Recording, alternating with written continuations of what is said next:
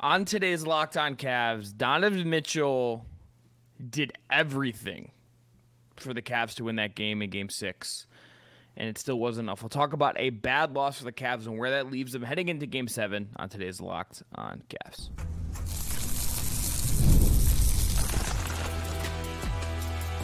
You are Locked On Cavs, your daily Cleveland Cavaliers podcast. Part of the Locked On Podcast Network, your team every day. Today's episode is brought to you by Monopoly Go. I admit it, I have a competitive side, and it is a big fan of Monopoly Go, the mobile hit twist on classic Monopoly. So join your friends and download Monopoly Go, now free on the App Store or Google Play. I'm Chris Manning, that is Evan Dammarrell. Jake Stevens has the night off. We love you, Jake.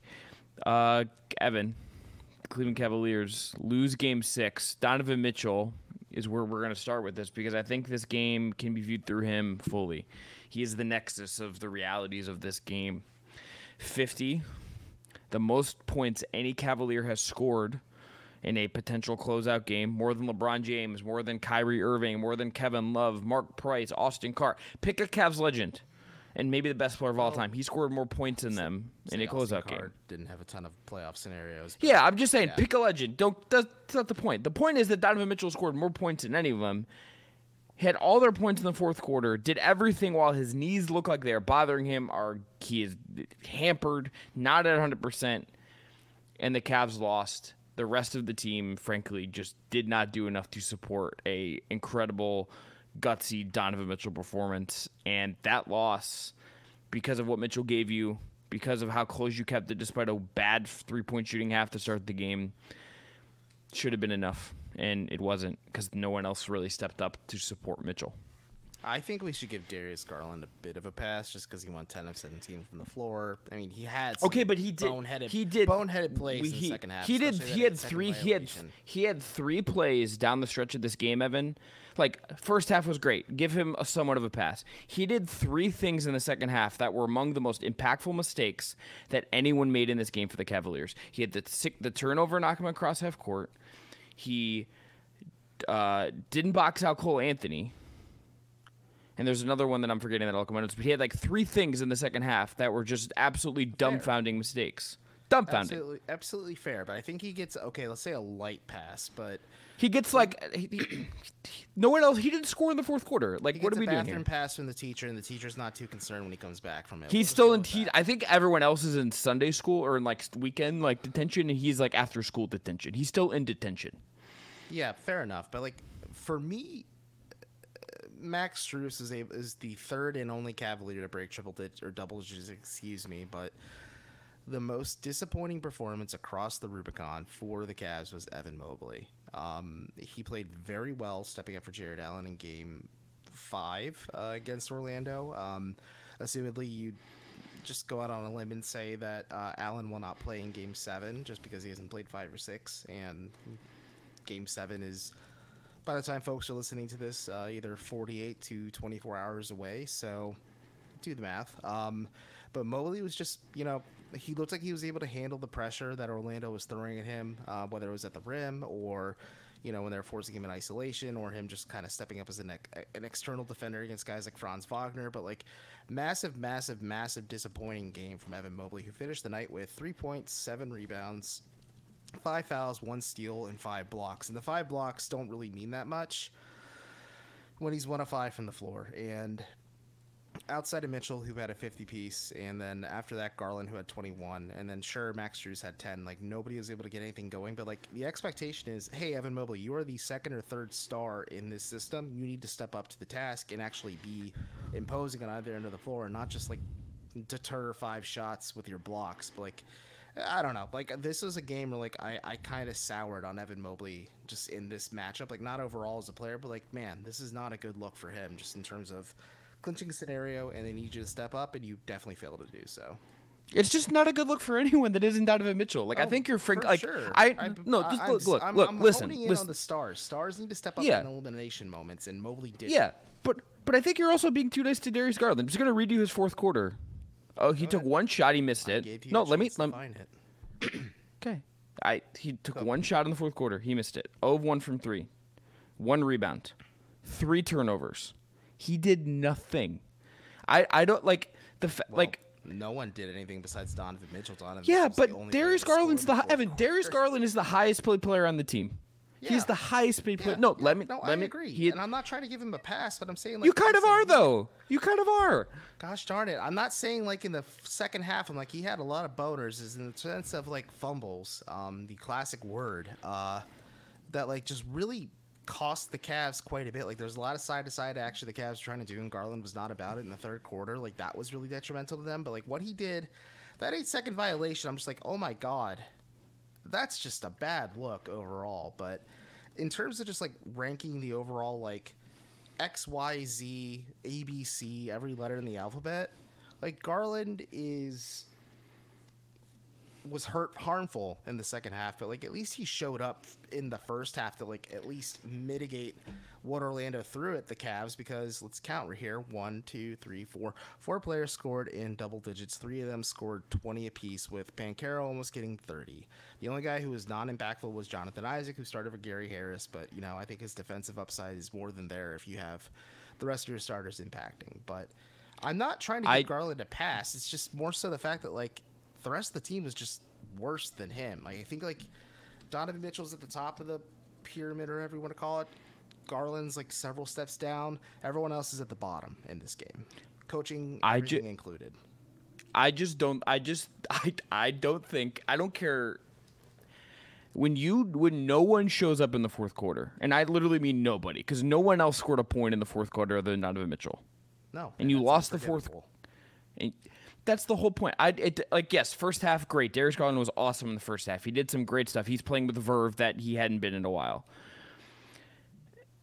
You have a guy who literally is like laboring up and down the court trying to drag your team to the finish, and no one else can give anything. And Darius Garland, you are supposed to be the guy to, like, it is kind of your job to be the second guy. And you like this team, like, we're gonna talk about whoever else in segment 2. Garland's kind of the one to me that I think is the most troubling, because he's supposed to be the second guy.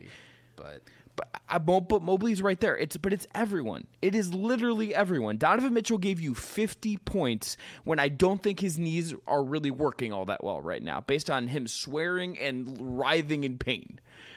And you lost. He gave you 18 points in the fourth quarter by himself. 7 of 13, 2 of 4. Like no 2 free throws. Basically no free throws. And no one else can do anything. Couldn't get open, couldn't get shots. The coach couldn't like seemingly design sets or have ideas to attack what Orlando was doing. That is one of the most embarrassing finishes to a game that I have seen from a team that looked really good in the first half. This has been an up and down series for the Cavs all over. It has been up and down for just about everyone, including Donovan Mitchell. But in the moment where he had 50 points in a closeout game, no one else could give you anything down the stretch and just absolutely vanish. That is Garland, that is Mobley, that is Max Strus, that is anyone else you played a second in the fourth quarter. They gave you nothing. And that is frankly just, I don't care what else you did in that game. I don't care that Mobley had 5 blocks. I don't care what Garland, I just don't care. It's embarrassing. And we're in agreement. It's embarrassing. Garland, embarrassing, inexcusable. Garland failed to step up when you needed him to, as one, the highest paid player, and 2, the proverbial second or third best player on this team, depending on how you feel about Evan Mobley. But tonight was at least the second best player, but second best was clearly not good enough. Let me ask you this. Of the 3 losses they've suffered in Orlando, would you say this one's the most frustrating or the worst? I think just because they had a chance to put the magic away for good and they failed to do so. I'd say that this is the worst one. I think it's the worst one because like you showed up in the first half. I thought for a large stretch of the game, it's like, all right, they're gonna be in Boston on Sunday. They're gonna have a quick turnaround and they're probably gonna get mollywopped in that game just energy wise because they're kind of like running on fumes. But you couldn't even get there because you just didn't show up. Like I think the other ones, it's like, okay, it's earlier in the series. You theoretically don't have stakes, whatever. It's embarrassing and not indicative of a serious team. This is that, but like in a game that actually matters, and it's just like, what are we doing here? It is remarkable, Evan, that like I understand Orlando's gonna ultimately have like the advantage. Even if the Cavs win on Sunday, barring like a nutso blowout, Orlando's gonna have outscored the Cavs in this series. Like that's Still gonna be a weird thing. stat to say out loud. It just told you so much about what this Cavs team has been. It is remarkable how just up and down and how like unreliable they are from moment to moment, from game to game. I mean, I that fourth quarter and just how they played, I think that is more embarrassing than anything they did in the other games. For me, that quarter alone is like irredeemable in some ways. Yeah, like I think that's even if you win, it's just like what do you do? Like you don't feel good about yourself heading into that game at all, or like even if you won, like heading into Game 1 in Boston, like you said, the emotional high or how poorly you played in Game 6 against Orlando. But this is also the bed the Cavs made, and they're going to lay in it and have to deal with it. And by golly, I am morbidly curious to see, one, how they respond, and two, like what the tenor is for this team heading into Game 7, just because this was the chance to put away Orlando for good, and the Magic held on. And if I'm the Magic, like, I'm feeling good about my chances heading into Cleveland on Sunday at 1 p.m. 100%. And absolutely 100%. I don't know what the line's going to be. We'll see if we can pull it up, but like Orlando's going to be very live in that game. And what can you expect? They have nothing to lose, and the Cavs have absolutely everything to lose. All right, after this, let's just get into more of. Let's do, Evan, after this break, we're going to do I want to do 5 minutes to just properly appreciate what Mitchell did. And then we can do 5 minutes on anything that is stuck in your craw about what didn't work in this game. It could be the coaching. It could be Isaac Okoro just not shooting at times. It could be Darius's vanishing act. Like he thinks he's John Cena or something. Like we'll get into all of that up next. Today's episode is brought to you by Monopoly Go. All right, game off. We got to pause here to talk more about Monopoly Go. I know what you're saying, flag on the play. You already talked about that, but there is so much good stuff in this game. In Monopoly Go, you can team up with friends for timed tournaments where you work together to build up each other's boards. The more you win together, the more awesome prizes you unlock, and there's so much to get. Unique stickers you can trade with friends to compete for albums for bigger prizes. Cool new playing pieces to travel the board with. Hilarious emojis for taunting friends when you smash their buildings or heist their vaults. Plus, Monopoly Go feels new and exciting every day with constantly changing tournaments and challenges. A ton include their own unique mini games like digging for treasure or a robot Panchico machine. And there's always new timed events that help you win big, like massive multipliers for everything you win or rent frenzies. There's always something fun to discover in Monopoly Go, so go get off the bench and go download it free on Google Play or the App Store. Game on. All right, Donovan Mitchell. It's not going to go down as one of the great Cavs playoff games because they lost, because of the manner in which they lost. But that guy giving you literally everything he had, when I definitely am sure his body feels like absolute garbage right now. I don't have to be in Orlando or in that locker room right now to tell you that guy's body, I'm sure, feels awful. He had 50 points, 22 of 36 from the field, 3 of 9 from 3, 3 of 6 from the line, 4 assists, 4 turnovers, a block shot, and played nearly 42 minutes. And absolutely just a gutsy, consistent, effortful Donovan Mitchell performance. Yes, you could say maybe he gets in a hero ball at the end, but no one else was doing anything. The game plan didn't offer really much else other than trust Donovan Mitchell, which I thought Richard Jefferson hit out really well on the broadcast was as just a big weird thing that was happening. But what a performance from Mitchell that, again, they frankly just kind of wasted because everyone else collapsed. But unbelievable from him.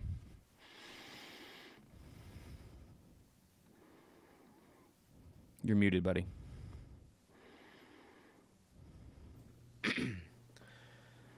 Yeah, and this type of performance is what the Cavs expected and hoped to get when they traded for Donovan Mitchell. When the playoff stakes are the highest or things are at their highest, Mitchell is able to respond and carry this team. And I think the way that he did it, physically speaking, because he was struggling to get up and down the floor, I think Orlando's physicality is not the ideal way to kind of get your knee ramped up, contrary to maybe what I said before this playoff series began. And this is a gutty effort, and I think just more indicative of the fact that, like, Mitchell is Just let me put this down for perspective. Mitchell is here. If you're watching or not watching, I'm raising above the screen where the Cavs are still here. And that gulf where Mitchell is able to give you his very best and the Cavs aren't able to support that is the troubling thing. Yeah, like we talked about in the last segment, that the Cavs have a lot to lose in this upcoming Game 7, and at least for Mitchell, like he is at least shaking the stink of like a round one choke artist a little bit, especially because he really battled through this game quite a bit. He was getting banged up and just beaten up quite a bit by the Magic, and sure, Orlando dared Darius Garland to kind of contribute, but like Mitchell was still working for every single shot and hurting the Magic every step of the way. And like you said, it won't go down as an all-time Cavs playoff performance, but it's going to be because they lost, but it's certainly noteworthy just because of how well he played and just like the circumstances physically that were held against him. I would, if I could, this is a very classic Chris Manning thing, but if I could just get true serum into Donovan Mitchell and see like what is going on in his head right now and what expletives he's like, what more do I have to do? Will love that. Okay, so real quick for me, this kind of performance is pretty clear crystallization to me that if Donovan Mitchell re-ups with this team, this front office has to move heaven and earth to build the best possible team around him, because this is just, again, a perfect example of this team is not equipped to meet Mitchell at the summit just to get them through games like this, because Mitchell gave everything he had, and the Cavs were not able to match that production, at least to even a seventh or sixth of the degree. And if he re-ups, like the Cavs have to really have those hard, awkward conversations with the guys that have been here longer, but this is a game that really shows you he is the real deal when especially in a closing scenario like this. I even think if Mitchell, I think I've seen enough this year, Evan, in the series where I think even if Mitchell's like, I want out, I think you got to change some stuff. Like something here does not work. Yeah, I think this tells you a lot about the personnel outside of Donovan Mitchell that the Cavs have put together. And maybe the fact that like there is some wholesale change coming no matter how far this team goes in the postseason. All right, so people who struggled in this game. I mean, we hit. I did watching it. Yeah, I think everyone watching it. I'm sure the people listening watching it did. Like, yeah, I'm sure everyone let's shout out the people who struggled the most. The people who watched this game from home or paid money to watch the Cavs lose. Yeah. Yes. Evan Mobley in this game. Giving you nothing, giving literally nothing on offense is wild for him. Inexcusable, utterly inexcusable for what he should be. And considering like he looked, I thought, better in Game 5. I thought the spacing should help him. Yep. It should not be this. Like whatever the root cause of it is, whatever the root causes are, it is unfathomable that he is 1 of 5 in this game and is giving you nothing on offense. Like he had one good offensive play in this whole game, which is he set the screen of his life. Jalen Suggs in the fourth quarter is the one good thing he did in offense the entire game. One. Yeah. That's like a little bit hyperbole, but that screen was like really good, and I was like, oh, he actually like used his body. What a concept.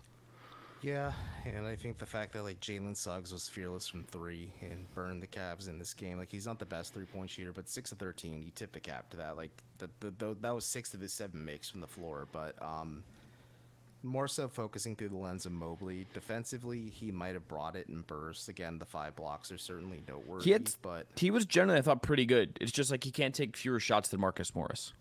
No, and he cannot. He should be eating up most of Marcus Morris's shot attempts, and Morris is getting them with, when he's integrated with the bench lineups. And like you had said, this is a lineup that is kind of ideal, to Mobley's strength. Just like you're surrounding him with 4 shooters, technically speaking, with Marcus Morris being the 4th one, but like Mitchell, Garland, Strus as well.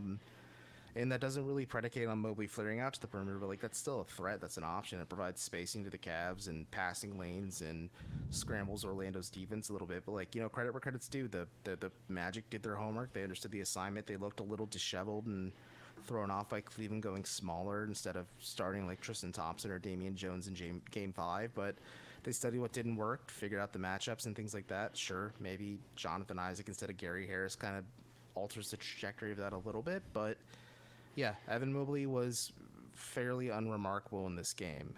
Like, Wendell Carter Jr. should not be a game changer for you to like alter your path on the interior. And let's be frank, like the Cavs were killing the Magic in the interior in the first half, and you want to go on a limb and say they did a little bit in the second half as well, but like Mobley was not a part of that at all, other than maybe the 2 points he scored when he was attacking the basket.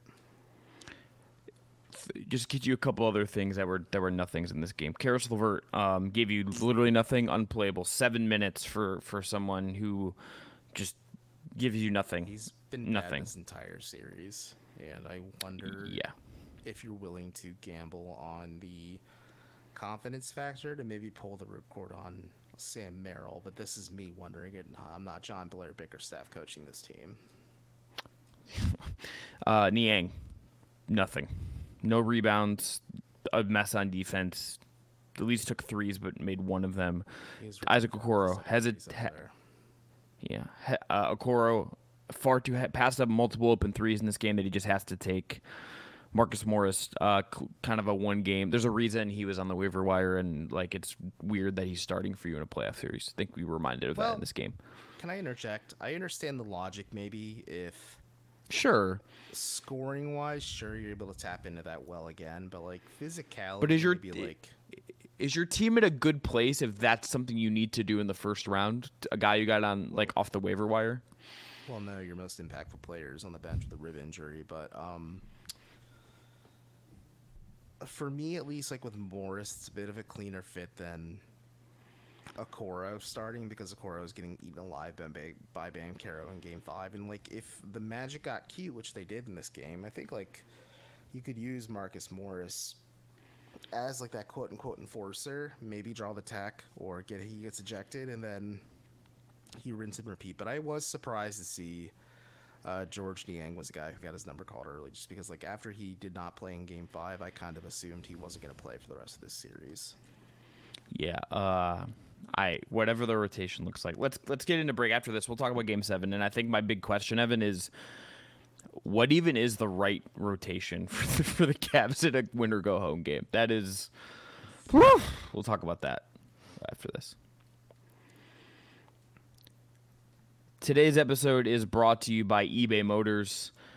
Passion, drive, and patience. The formula for winning championships is also what keeps your ride or die alive. eBay Motors has everything you need to maintain your vehicle and level it up to peak performance. Superchargers, roof racks, exhaust kits, LED headlights, and more. Whether you're into speed, power, or style, eBay Motors has you covered. With over 122 million parts for your number one ride or die, you'll always find exactly what you're looking for. And with eBay Guaranteed Fit, your part is guaranteed to fit your ride every time or your money back. Because with eBay Motors, you're burning rubber, not cash. So with all the parts you need at the prices you want, it's easy to make your car the MVP and bring home huge wins. Keep your ride or die alive at ebaymotors.com. Eligible items only. Exclusions apply. eBay Guaranteed Fit is only available to U.S. customers. So what is, Evan, the rotation for Sunday? That like coming off of this game, who are you like if you're the Cavs, who are you feeling good about aside from Donovan Mitchell for a Game 7 you need to win and go home? Darius Garland, just based on the first half results, you hope that carries into the second half. Outside of that, like there's not a lot to really draw inspiration from, but your starting five, are we going to assume Jared Allen isn't playing? I'm assuming Jared Allen isn't going to play. Yeah, the vibe around that, I don't think he's gonna play, and I think if he did play, I don't get the feeling that the Jared Allen that could play on Sunday, let's say, would be compromised. Yeah, he wouldn't be. He can't be. To be Jared Allen, you need to kind of like throw your body into as much as possible, and I think with the injury he has, I don't think that's there. No, absolutely. And so going forward with that, like I want to say maybe you try either the starting lineup from Game 5 or the same lineup in Game 6, just because those are both games you've had without Allen. I think that's just, pick your poison at that point. But really tighten up the bench rotation. I think, use Isaac Okoro a bit more as a point of attack defender, just disrupt guys like Jalen Suggs, who did get very hot in this game, and then lean more on like Tristan Thompson, Sam Merrill, Karis LeVert. I think should get some minutes just as like a relief ball handler for when like Mitchell or Garland has to sit, or both of them if you're able to afford that type of luxury. But this is going to be a game where the Cavs lean on their starters heavily, and I think like whoever is the quote-unquote fifth starter, whether that's Morris or Okoro, will kind of be a plug-and-play option depending on the flow of the game and who's hot or who's not. Even the Garland thing, I understand, like, good first half, played well the game before. He's had, how many good quarters since the All-Star break? You know what I mean? It's just like, it's like, how can you feel super optimistic about that? I think if you look at the big picture with Garland, even if some of the trend lines are going up, like, is it enough in a Game 7 coming off of a disastrous finish to that game? I think that's an open question. And like by comparison, I look at Orlando, and it's like you know exactly who's going to play on that team. You know exactly what they're going to do.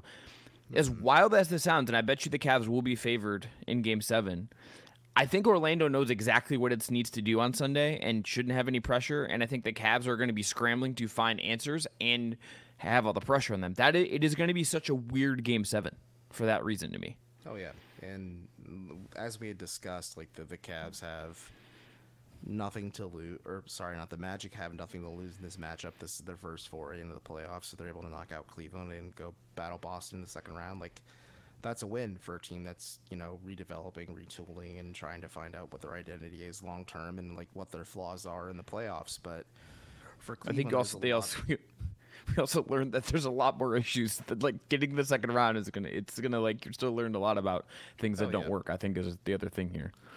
Oh, absolutely. But like for Cleveland, you have the Donovan Mitchell factor. JB Bickerstaff's coaching for his job, I'd say, frankly, at this point. Kobe Altman in the front office should be kind of a little bit of uneasy just because like some heads could roll if they lose to Orlando in Game 7. But like this team could be dramatically different. It could be somewhat similar, but with no Donovan Mitchell on it next year too. But we'll cross that bridge when we come to it. But there's a lot of weight for Cleveland, like with the emotional stress of it, and I am curious to see how they block out that noise. I am curious to see how the fans respond. Like they did have a good response in Game 5, despite it being kind of a ho-hum turnout, and the fact that like they were really pushing ticket sales before the game and everything. But we'll see how they respond in Game 7, like in terms of, can they ride the momentum of the fans to get them to Boston on Tuesday, or is their season ending in the most frustrating way possible, where there were multiple opportunities for them to kind of put this series away for good, and they failed to capitalize on that opportunity? Generally, just honest question for you, Evan. Sure.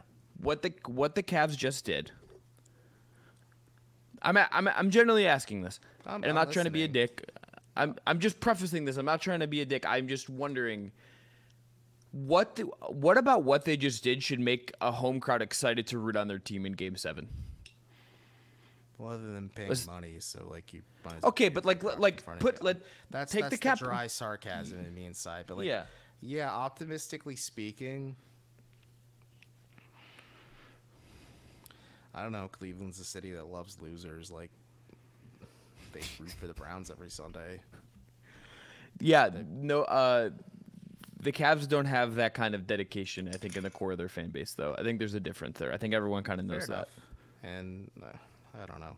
So what's the answer? Like, what's the reason Donovan if you're a fan? Mitchell. What do you? I think you're hoping Donovan That's Mitchell it. is another last That's it. gasp effort. That's really it. Unless like your other young stars show up in Garland and Mobley. Again, assuming Allen doesn't play, but like it's Donovan Mitchell. That's literally, I think, the only thing. Like, honestly, after this game, that like nothing else I would feel like super excited about. And I even think that it's just like it's not great, Bob. It is. They are perplexing, and maybe they're not perplexing because maybe they're just not who they have proclaimed themselves to want to be. But there is not a lot I would feel good about coming out of that Game 6 performance. And again, we've said this, but I think they have all the pressure on them in Game 7. I think Orlando's probably doesn't feel that pressure just because it's their first time, whereas the Cavs, like, changes are abound for everyone. Oh, yeah. And futures are on the line, and yeah, they're absolutely up against it, I think, here. Yeah, I mean, backs against the wall. They responded well after the shellacking and meltdown they had in Game 4, so maybe they bounce back, or like in Game 5, and maybe they bounce back in that capacity, but... This is just like another level of it. You can only dig yourself out of so many holes before you're just buried, you know? Yeah, like you dig yourself deep, then you put a little bit of dirt in and dig yourself out, and then you dig yourself deeper, and like, to your point, like eventually the bill comes due. Like the Cavs are going to run out of the luxury of being able to continue to keep digging themselves out, and I don't know when it happens. The optimist in me says like they can find a way to win at home, and then they shift their focus to Boston for Tuesday. But again, like Orlando can play with zero fear, and it is completely rational to be like very low on this team's chances heading into Sunday's game. I am not going to think about possible Cavs second round until they actually like win Game 7. They don't deserve. I don't think they don't deserve the credit for us to like ponder. No. Second round, like they kind of got to like do the thing. What's your prediction for Game 7? Because we won't record till after the fact. I picked Cavs in 7 coming into the series, so like I feel like obligated to like stick with that pick. But do I feel good about that? Absolutely not. And if you feel good about that and are optimistic, I would like to know how you stay so optimistic and believe in things like that when they don't give you any reason to actually believe in them. Completely valid. I think my pick was Cavs in 6. I will stick with your logic 100%. Like they've given me no reason to, but I'll stick with who I picked as the series winner. Just the amount of games it took is one more than I had predicted. Cavs got to prove it. This is